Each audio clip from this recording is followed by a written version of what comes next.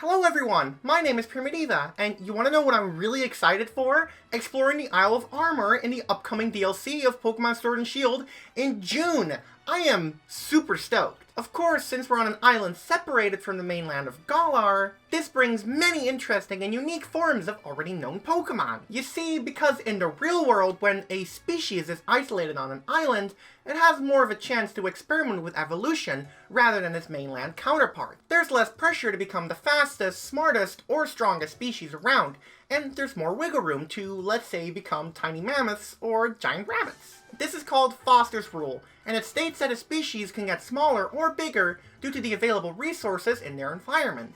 So a larger species may become smaller due to limited resources, because after all, when you're smaller, you need to eat less and consume less calories. And a smaller species may just become bigger because of a lack of predators. This is called insular gigantism and insular dwarfism, respectively. And because this new island is full of environments we've never seen, such as bogs, mountains, rainforests, there's a whole lot of diversity. So with that and the magic of Pokemon, let's get started with the video. Which bug-type Pokemon do you think of when you hear the word badass? I don't know about you, but to me, it's definitely Scizor. This red mantis Pokemon has been a fan favorite for a while now, and for good reasons. After all, who can forget the amazing fight scene we got in the anime, where Ash's Heracross goes up against this blitzing red bug? It's a real shame that Scizor didn't make the original cut, and I'm hoping it'll be in the Isle of Armor, but not just in its red form. Oh no, something different and special. Meet Galarian Scizor, designed by both me and my artist, Kindest Egg, who does all the art for my channel. As you can see, it's a very huge contrast to the original design, as it's more feminine and elegant, rather than badass and menacing. I did this to basically give Scizor a completely new look. One of my personal favorite things about this design is the colors. I mean, just look at the colors, the beautiful pink and the orange. It looks like a gorgeous sunset. And, well, it also reminds me of a little bit something else as well. Its typing has also changed. It was originally Bug and Steel, but now it's Bug and Fairy, which is quite fitting for this lovely look. It's also, well, much smaller than the original. Try and think of something like Kartana, so don't try to underestimate it because of its size. And also, I'm sure it's obvious to fans of real-life bugs, but I based this form on the real-life Orchid Mantis. This mantis is amazing! It's perfect for camouflaging itself in those beautiful orchid flowers, and strikes like an assassin on unsuspecting prey. They can even change color between pink and brown to match the background. They're honestly such cool bugs. The reason why Scizor evolved to look like this was because of its food source, which changed, and it had to get smaller to accommodate for that. And just like the real-life Orchid Mantis, it's evolved a way to blend itself in with the environment. Its typing also switched due to the hot tropical weather on this island. Having a Bug and Steel typing wouldn't be very helpful in these hot conditions after all. These Pokemon are known for using the move Draining Kiss to capture prey and hold them still, while they suck the fluids out of the body. Yeah, it's another one of those bodily fluid-sucking Pokemon. It usually goes for something that's smaller, but they are known to sometimes go for something that's a little bit bigger. I also wanted to make the stats a little bit different, so I swapped its special attack with its physical attack, along with giving it Nasty Plot and the ability Tri-Edge. So it's kind of similar to another Pokemon, but better. So if you happen to stumble across this Pokemon on your journey on the Isle of Armor, well, it'll sure be a great asset to your team. One animal that I think deserves to be a Pokemon more is an elephant. It's honestly such a surprise to me that we don't have that many elephant Pokemon, because it's such a popular animal. We only have the Donphan line and the Copperajah line. Except Donphan right here isn't really an elephant like you might think. It's too small to be one. There's no elephant-like animal on this earth right now that is around 1 meter like Donphan, except in the past. Meet the Cretan Dwarf Mammoth, which is exactly the same height as Donphan, and the reason that it got to this size was because of insular dwarfism. It's probably not what the designers had in mind, but hey, when you're as nitpicky about me when it comes to Pokemon and biology, this stuff just naturally happens. But why am I bringing up mammoths? Well, I want to introduce other proboscians, which is a large family of mammals where the elephants are in. Because this Galarian Donphan is not just based on an elephant or a mammoth, oh no, it's based on the really weird looking Platybelodon. And yes, this is an animal that existed. Despite its crazy appearance, the trunk had a function. It used its lower incisors to cut through vegetation, kind of like a bizarre scythe of sorts. So what happened to Donphan? Well, it's a grass and ground typing now, and it's gained the grass typing due to it being around the forests on the island. It spends its whole life in there, and the markings on its body, which resembles wood, are unique to each individual, and are used to identify them in the group. The reason its trunk is so different now is because of its food source, which changed. It now feeds on much tougher vegetation, and involves strong incisors to cut through it. Similarly to elephants, they live in the matriarch, and are very social Pokemon. They are very easy to spot due to their size, which is much bigger. They're around 3 meters now, and have successfully become part of the megafauna on the island. Another interesting adaptation that they have is their tails, which look like leaves. These can detect temperature and moisture in the air, so they know where to hide or where to find water. However, they're very territorial Pokemon, and don't allow themselves to be caught often, and are known to fling back Pokeballs with their trunk. Although if you do catch one, you'll have a powerful friend for life. It's able to learn moves such as Synthesis, Leech Seed, and Power Whip, and it has the ability Regenerator to prepare it for a long battle. You know what I love? Birds! These funky little dinosaurs make their appearance in every single Pokemon game, and you can always catch one of these early on in the game. You can usually evolve it around 2 times, and then you got yourself a great and memorable Pokemon on your team. I remember my Staraptor, Swellow, and of course my Talonflame. But one that I see gets overlooked quite a lot, and unfortunately for understandable reasons, is Unfezant. You know, the Gen 5 one. It's got the gender differences, which real quickly is super cool, because if any animal that's going to be a Pokemon needs to have a lot of gender differences, it's gotta be birds. Alas, that's really all Unfezant has got going for it. Its typing isn't too impressive, its stats aren't too impressive, its movable isn't too impressive. So how do you make this Pokemon stand out? Well, by giving it a Galarian form. And oh boy, this one sure stands out, doesn't it? The powerful gold, the mysterious purple, the floaty ghostly eyes, and the crest feathers really make this bird look outstandingly unique. So I based this form on, well, the typing. I thought of the typing first, because I really wanted to make Unfezant stand out, and Psychic and Ghost is a really unique typing. The crest feathers in particular are based on the gray crowned crane, because, well, I just really like the bird, so I kinda just went with it. But I did have some good lore reasons as to why Unfezant of all Pokemon were turned Psychic and Ghost. And let's start with Psychic. In Galar, you can catch Unfezant, and their Pokédex entries in Shield describe them being intelligent, and this is mentioned nowhere else in any other Pokédex entry. So my theory is that the Unfezant in the Galar region have evolved to become smarter, for some reason. Maybe to take refuge in the region's urban settings. And when you combine evolution and islands, well, you already know. So the already smarter Unfezants move to the Isle of Armor, and then over time, their latent psychic powers become more and more common, until they can sense everything with their psychic powers, and even their eyes are now out of their sockets, and can be moved freely and detect anything at light speed.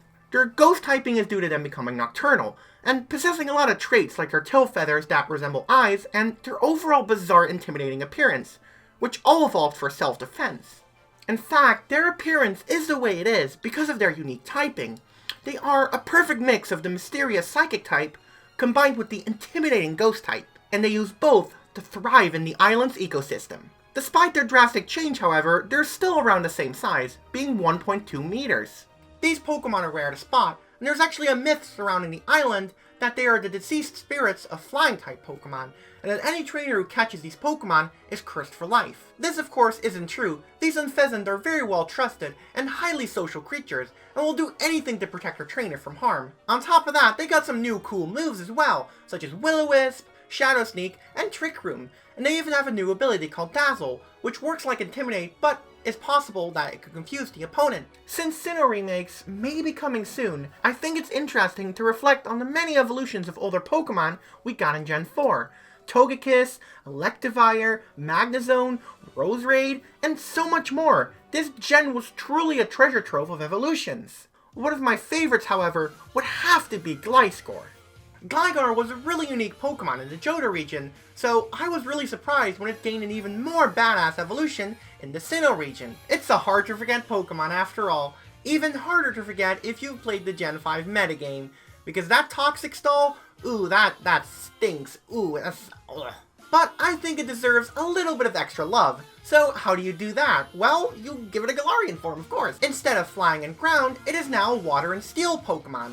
But what is it based on? Well, if you've seen my latest Paleomon episode, you might be able to recognize that these Pokemon are based on the amazing prehistoric Eurypterids. If you're interested in hearing more about these awesome animals, I highly recommend checking out my Paleomon 2 episode, where I cover Kabuto and Kabutops. But why this form? Well, because Gliscor is based on a scorpion, specifically a scorpion fly, so I thought it would be cool to have a form that's based on these sea scorpions.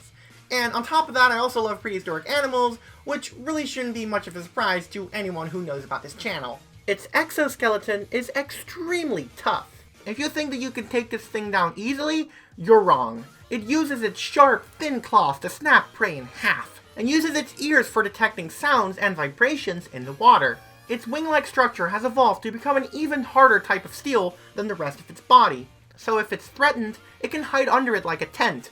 Weird defense mechanism, but if it works, it works. But why did it evolve this extreme? From flying around in the air to residing in the ocean? Well, it couldn't handle the competition in the air, so it went for the resources in the water instead. Whales did something like this. They were once land-dwelling animals, about the size of a wolf, but found more resources in the water and gradually changed. Or like penguins. They don't fly anymore, but they're adapted to the water because there's just more food and resources there. The color of their steel exoskeleton also helps it camouflage with the seafloor, making it perfectly colored for catching prey without being noticed. These Pokemon are not hard to come by. In fact, they're very common. But if you want to catch one, well, that's a whole other story. These Pokemon are very tough and solitary, and do not like to be bothered by anyone. But if you do catch one, it'll certainly be worth it. It's a very strong and prideful Pokemon, knowing many moves such as Waterfall, Iron Head, Automatize, and Leech Life. And it also has the ability Swift Swim for some extra speed. The year is 2013. You hear the news of Pokemon X and Y being released this year. And oh, what's this? You can ride Pokemon too? Hell yeah, that's awesome! There were only 5 Pokemon to choose from in these games that you could actually ride. And one that they kind of tried to market as a signature Pokemon for it was Gogoat. You know, the grass-type goat Pokemon from Generation 6. It's kind of memorable, but not really memorable enough. And the best way to have a Pokemon stick into your mind again, well, of course, give it a Galarian form. Meet Galarian Gogoat, who is Rock and Ice typing. Now, you might be confused about the Ice typing, because after all, the Isle of Armor appears to be very tropical, right? Well, there are mountains. And the thing with mountains is because they're very high, they tend to be colder up top. Since after all, the higher you go, the thinner the air becomes, and it's less able to retain and absorb heat, resulting in more moisture in the air. So it's not a stretch to suggest that there's at least one cold mountain on the island.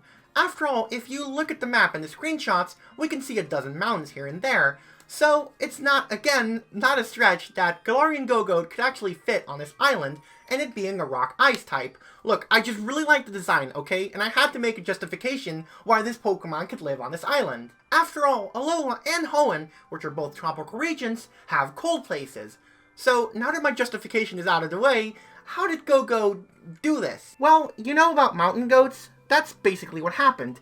It migrated to this island, started living on mountains due to limited resources anywhere else, and it evolved. The idea itself may be based on said goats, but the design is more so based on the Myotragus, which is another prehistoric animal. But is that really a surprise at this point? What's really odd about this goat-looking animal is that its eyes were faced forward, which looks very uncanny, because most herbivorous animals have eyes to the side, to easily avoid more predators. Oh, and they were also cold-blooded. Yeah, their bones were comparable to those of crocodiles. Let that sink in for a minute. The likely theory that this happened is because of the island's resources, which were fewer, and of course something this weird could probably only happen on an island. So, due to all of this, it was able to reduce its growth rate, and the late age at which it would mature, so it could live longer. To be honest, this is one of the weirdest animals I've ever researched. I mean, a cold-blooded mammal that is herbivorous, and also on top of that has eyes in the front? Yeah, no, I've seen it all. This really makes me wonder what potential us mammals have, though, because clearly there's more that we just don't know. But anyway, back to Pokemon. Why did Gogoat become this? Well, actually very similar to the Myotragus, except an actual goat this time. So, limited resources made this new Gogoat a lot smaller, about 70 centimeters tall, a whole 1 meter shorter. Because of the cool temperature of the mountain, it's not a good idea to be a grass type. So, it gained the rock type and ice type instead. Rock because its skin got a lot sturdier to deal with the rougher mountain lifestyle. and ice to deal with the cold. It's as easy as an explanation can get. But hey, sometimes you just be like that. So it'll basically be a mountain goat, but also Myotragas, because after all, I love myself some dead animals. These Pokemon are not very common, and usually alone, but they are strong Pokemon in battle, as their icy rocky skin is very hard to break through. So if you're feeling like going on a cold adventure on a tropical island, at least you know that you can catch some pretty cool Pokemon. It knows a variety of moves, such as Ice Shard, Stealth Rock, Icicle Crash, and Stone Edge, and it also has the ability Solid Rock, for extra durability in those tough battles. In the end, this is all speculation, but I also wanted to show off the awesome designs that me and my artist both created, and well, this was the best way to do it. I also wanted to teach all of you a little bit of information that you may not have known about before, as I don't like talking about just the Pokemon, but also the ideas behind them and their biology. Although I may have gone a bit too long talking about the Myotragas, but come on, this goat-looking, cold-blooded mammal? How can I not talk about that? But yeah, I hope that you all are just as excited about the new Isle of Armor and seeing all the cool new things in that DLC as much as I am. And if you want to see me do this with the Crown Tundra as well, please comment down below and just give me your overall thoughts and opinions about this video, along with commenting down your favorite form. If you want to see more videos where I discuss paleontology and biology, but more in depth, I highly recommend checking out my Paleomon series, where I examine fossil Pokemon, and my speculative evolution series, where I try and make Pokemon real. As always, if you like this video, be sure to hit that like button, and subscribe for more Pokemon awesomeness. And don't forget to hit that little bell. In case you want to help support the channel even more, consider checking out my Patreon. It's only $1 a month for some pretty sweet prices, which helps make these videos possible. So in case you're feeling generous, go check it out. And last but not least, I also have a Discord server, in case you want to come say hi to me. Both my Discord server and my Patreon are in the description below. And with that being said, I hope y'all have a good day, night, or morning, and as always, take care!